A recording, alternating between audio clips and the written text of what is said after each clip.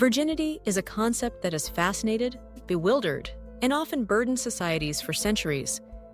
It's a word loaded with cultural baggage, whispered about in hushed tones, and sometimes wielded as a tool of judgment or control. At the center of this swirling conversation sits the hymen, a small, delicate membrane that has become the unlikely symbol for an idea far larger and more complex than its physical reality. Today, let's peel back the layers of myth and misinformation and explore the true anatomy of virginity. We will examine the hymen, debunk persistent myths, and uncover the science and social history that have shaped our understanding of this topic. To begin, it's important to recognize that virginity is not a medical or scientific term. Instead, it is a social and cultural construct, one that attempts to define a person's sexual experience, often, but not always, in terms of whether someone has had penile vaginal intercourse. Yet, even that definition is far from universal. In some cultures, virginity is linked to the absence of any sexual activity. In others, it's interpreted more narrowly. What's clear is that virginity is not something that can be measured, touched, or proven. It is an idea shaped by beliefs, traditions, and personal values. Despite this, for generations, physical proof of virginity was sought in the form of the hymen. The hymen is a thin, elastic membrane that partially covers the opening of the vagina. It forms early in fetal development and, contrary to popular belief, does not completely seal the vaginal opening. If it did, menstrual blood and other secretions would have no way to escape, which would cause medical complications. Instead, the hymen usually has a central opening that allows for normal bodily functions. The shape, size, and thickness of the hymen vary widely from person to person. Some are crescent-shaped, some are annular, a ring around the vaginal opening, and others may have multiple small openings. In rare cases, a person may be born with an imperforate hymen, meaning there's no opening at all, which requires minor surgical intervention. The hymen can also be very thin or so elastic that it stretches without tearing. Given this diversity, it's biologically impossible to look at a hymen and determine whether someone has had sex. The idea that a person's sexual history can be read from their anatomy is simply untrue.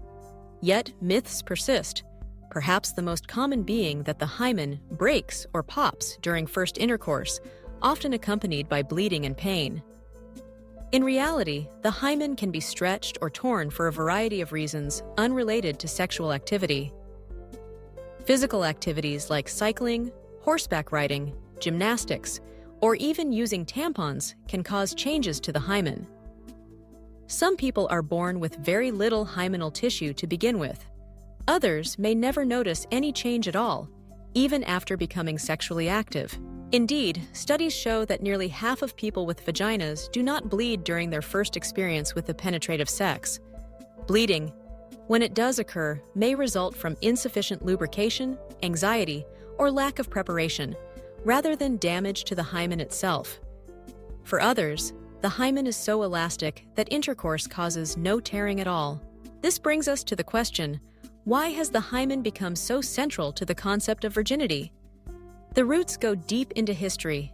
In many societies, a woman's virginity was linked to family honor, inheritance, and social status.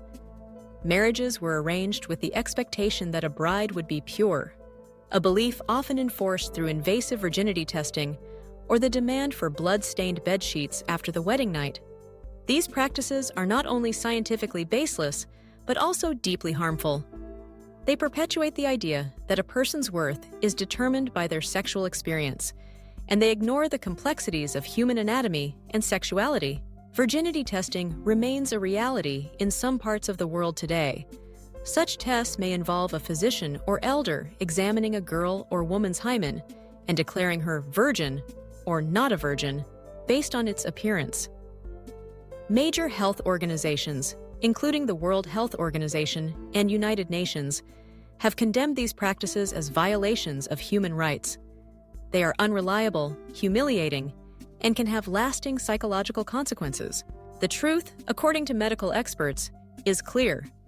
There is no test that can reliably determine whether someone has had sex. The The state of the hymen tells us nothing about a person's sexual history. Even the presence or absence of bleeding is not a reliable indicator. It's time to move past these outdated and damaging beliefs. Part of the persistence of virginity myths can be traced to a lack of comprehensive sex education. When information is absent or incomplete, myths thrive. Many young people grow up believing that bleeding during first intercourse is inevitable, or that their bodies will prove their sexual status. Such beliefs can lead to anxiety, shame, and even trauma. Education is essential, not just about reproductive anatomy and sexual health, but about the difference between social constructs and scientific facts. Understanding the hymen's true function helps dispel some of these myths. In medical terms, the hymen has no essential purpose after birth. Some theories suggest it may protect the vaginal opening from infection in infancy, but by puberty, it serves no biological role. Its importance is entirely constructed by culture, not by nature. At the heart of the virginity conversation is the need to respect individual agency and bodily autonomy. No one's worth should be defined by their sexual history, and no medical examination should be used to judge personal values or character. The pressure to conform to narrow definitions of purity can have serious consequences, including forced marriages, violence, and exclusion from education or employment. As we look ahead, it's vital to foster a more informed and compassionate approach to sexuality. This means challenging harmful traditions, supporting comprehensive sex education, and recognizing that everyone's experience is unique. It also means listening to people's stories and understanding the pressures they may face in their communities. For those who feel anxious or uncertain about their bodies, know this: there is no normal when it comes to the hymen. Some people are born with little or no hymenal tissue. Others may have a prominent hymen well into adulthood. Some will bleed during their first sexual experience. Others will not. None of these things say anything about who you are or what you're worth. In summary, virginity is not a medical condition, and the hymen is not a marker of sexual history. Myths about the hymen breaking or bleeding during first sex are just that: myths. The only way to truly know someone's sexual history is if they choose to share it with you. The state of the hymen, or the presence of bleeding, cannot provide answers. It's time to move beyond the myths and embrace a more nuanced understanding of our bodies and our lives.